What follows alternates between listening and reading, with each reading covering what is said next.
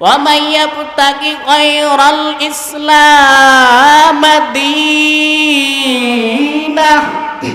فلن يقبل منه وهو في الآخرة من الخاسرين।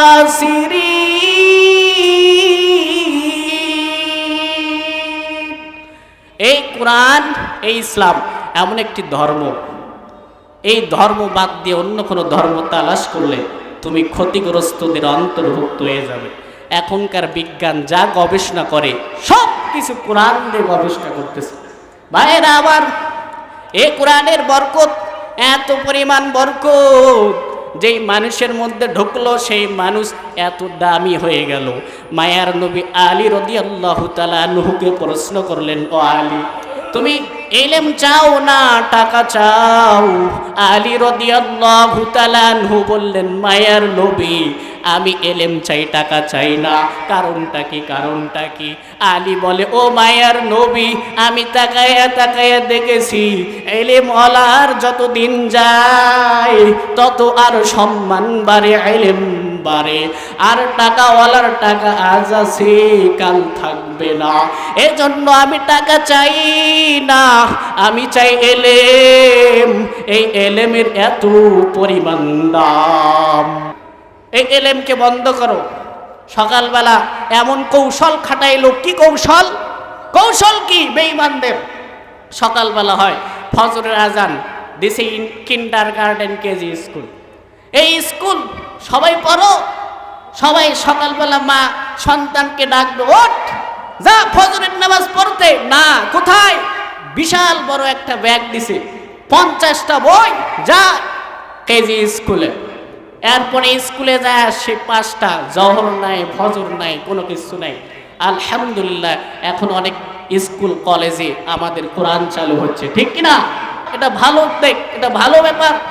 এইভাবে যদি প্রত্যেকটা ক্ষেত্রে কোরআন চালু করা হয়, বেঈমানরা মেসেজ পেয়ে যাবে যে আর মুসলমানদেরকে বোকা দিয়ে ধোঁকা বানানো যাবে না।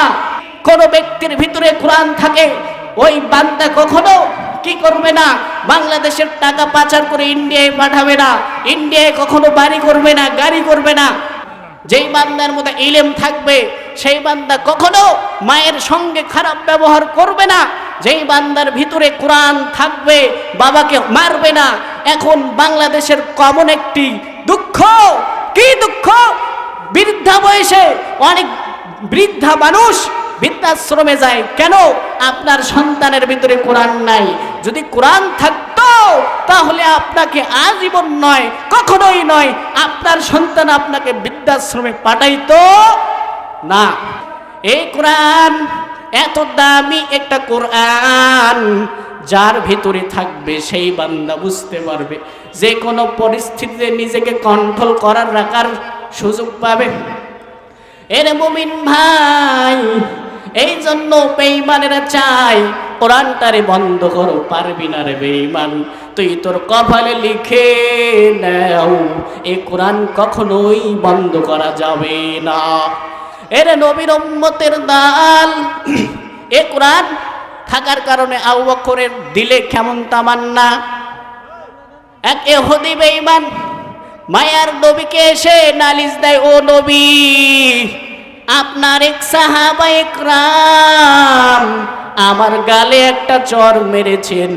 আল্লাহ পাক বলেন, বান্দা 70 জয় হবে, কখনো পরাজয় হবে না।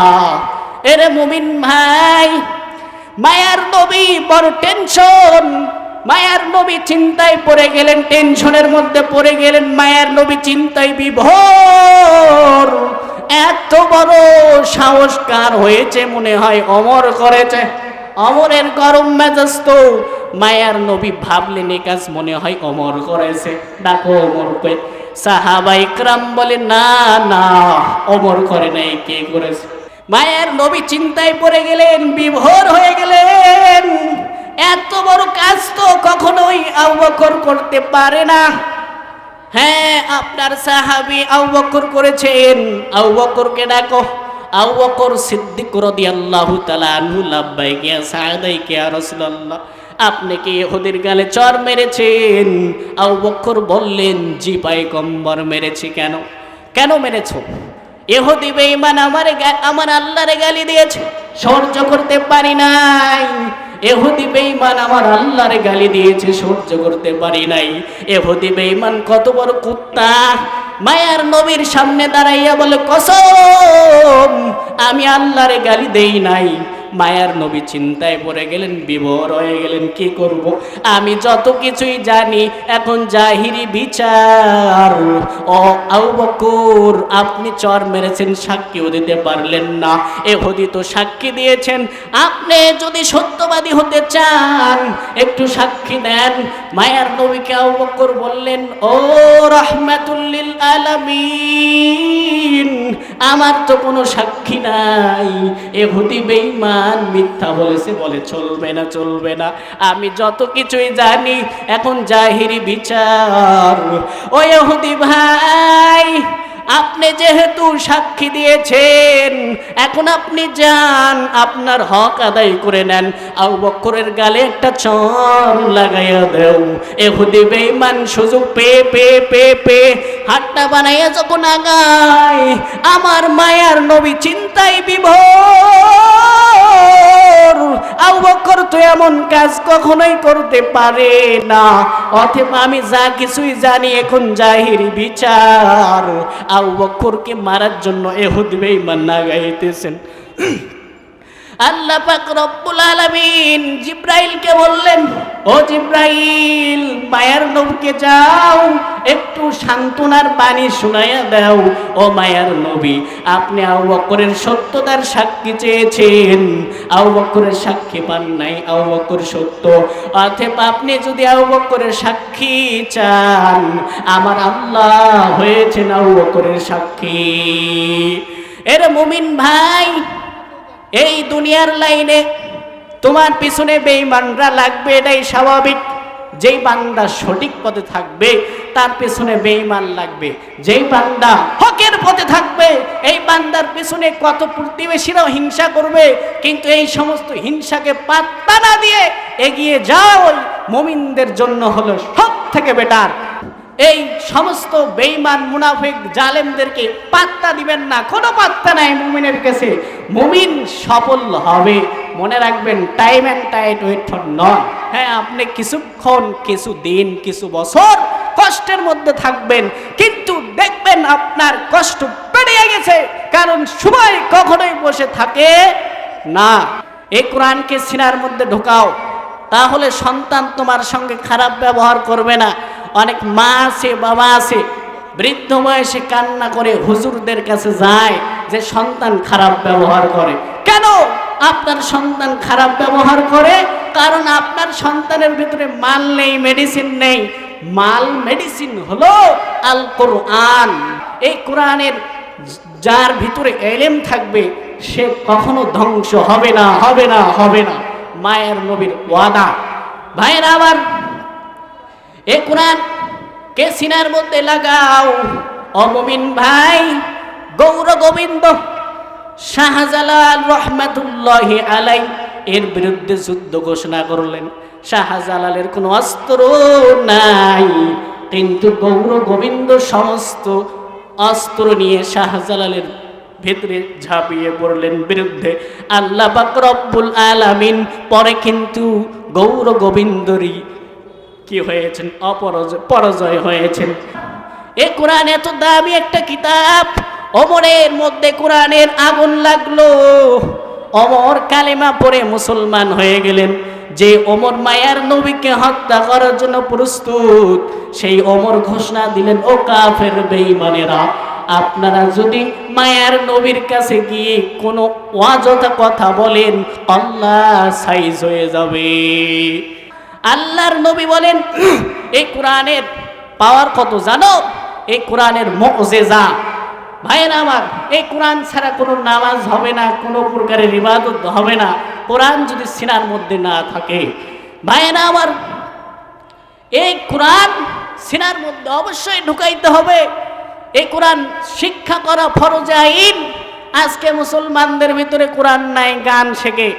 আবার ভাইরা আমার, এই কোরআনের বরকতে আপনি আল্লাহর কাছে যা চাইবেন আল্লাহ তাই দিবেন। গভীর রাত্রে আপনি তাকায় দেখবেন আপনার মা ঘুমায়, বাবা ঘুমায়, কেন? ঘুম ধরছে। আর যেই বান্দার ভিতরে কোরআন আছে সেই বান্দা গভীর রাতে উঠে নামাজের মুসাল্লায় দাঁড়িয়ে যায়, দাঁড়িয়ে গিয়ে আল্লাহর কাছে চায়। আল্লাহ বলেন, বান্দা আমার দরবারটা কেমন জানো? ভাইরা আমার, আপনি একটা অপরাধ করেছেন, বিশাল বড় অপরাধ। আপনি এত বড় একটা মার্ডার করেছেন, আপনার বিচার হবে বগুড়ার আদালতে। আপনি কি করবেন? কোনো ইঞ্জিনিয়ার, আপনি ডক্টর, কবি, সাহিত্যিক, ডিসি, আইজি, উকিল, ব্যারিস্টার, আপনি কৃষক, শ্রমিক, আপনি ওই আদালতে যেতে যে ওই জজের সামনে সরাসরি আপনি কি করতে পারবেন না, বলতে পারবেন না আমাকে মুক্তি দাও। যদি বলেন তাহলে ওটা হবে 2 নম্বরই। তাহলে কি করতে হবে?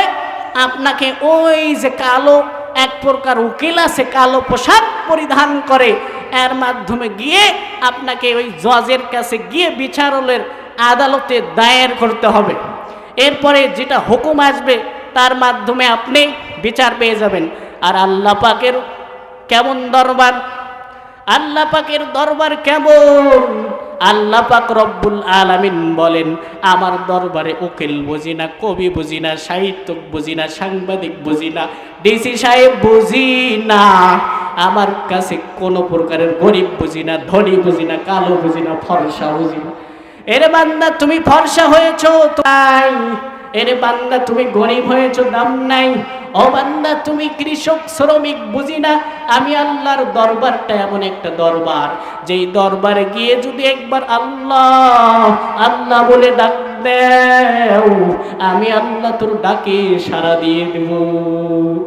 এরে নবীর উম্মতের নাল, স্বামী আর স্ত্রী রাতের বেলায় ঘুমায়, গভীর রাতে আল্লাহর বান্দা তাকায় দেখে স্ত্রী চোখ বেয়ে বেয়ে পানির ফোঁটাগুলো পড়ে। আল্লাহর বান্দা ডাক দিয়ে কয়, বিবি গভীর রাত চোখের ফোঁটায় কেন পানি জমা হয়ে গেল? আল্লাহর বান্দি বলে, রে স্বামী মনে বড় ব্যথা, আপনারে বুঝাইতে পারবো না, কি কথা বল। 1 সপ্তাহ কেটে গেল, সন্তান আমাকে মা মা বলে ডাক দেয় না। কেন? বলে একটা ভালো কাজের জন্য ধমক দিলাম, গালি দিলাম, রাগ করে ডাক দেওয়াই বন্ধ করেছে। ও বিবি তুমি আরাম করে খাও, আরাম করে ঘুমাও। আজকে যদি তোমার সন্তান তোমাকে না ডাক দেয়, একদিন না হয় একদিন ডাক দেবে। আল্লাহর বান্দি বলে, রে স্বামী আপনারে আমি বুঝাইতে পারবো না, কারণ আমার খানা ভালো লাগে না, আমার কাছে ঘুমের কোনো টাইম নাই, আমার কাছে কোনো রকমের কোনো কিছু ভাল লাগে না। আমার কাছে ভাল লাগে সন্তান যখন একবার আম্মা জান বলে ডাক দেয়, এই ডাকের মধ্যে বড় মধু। আর আল্লাহর কি মায়া কম?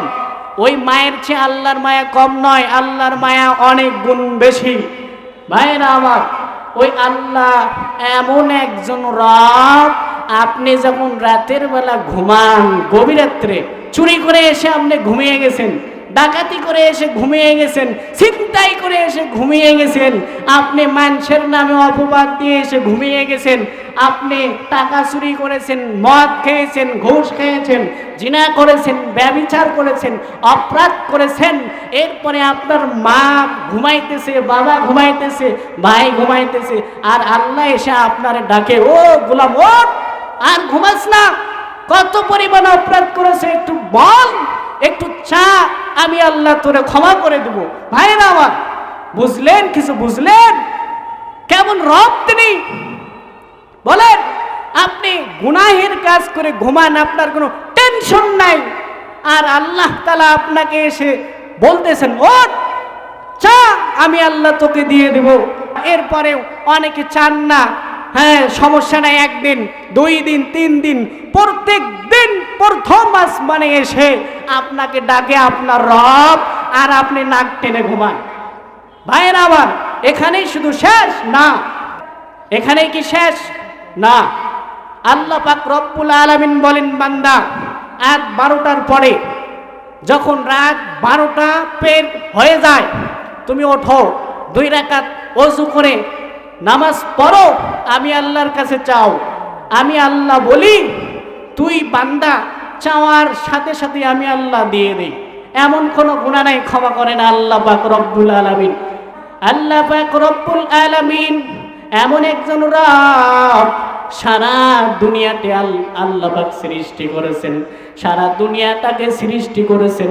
আমা খালাকতুল জিন্না ওয়াল ইনসা ইল্লা লিয়াবুদুন। এর মুমিন ভাই, পাহাড়টার দিকে তাকাইয়া দেখেন পাহাড় কত বড়। এই পাহাড়ের কোনো দরকার নাই, দাম নাই। এই যে কত বড় বিশাল বিশাল বড় জমিন, এই জমিনটার কোনো দাম নাই আল্লাহ তাআলার কাছে। আল্লাহ তাআলা বলেন, এই যে কত বড় বিল দেখো, এই বিলটার কোনো দাম নাই। আমেরিকা দেখো, আমেরিকার কোনো দাম নাই। রাশিয়া দেখো, কোনো দাম নাই। চীন দেখো, কোনো দাম নাই। আমি আল্লাহর কাছে দাম। ওরে বান্দা, তুই তোর চেয়ে আর কারো দাম নাই।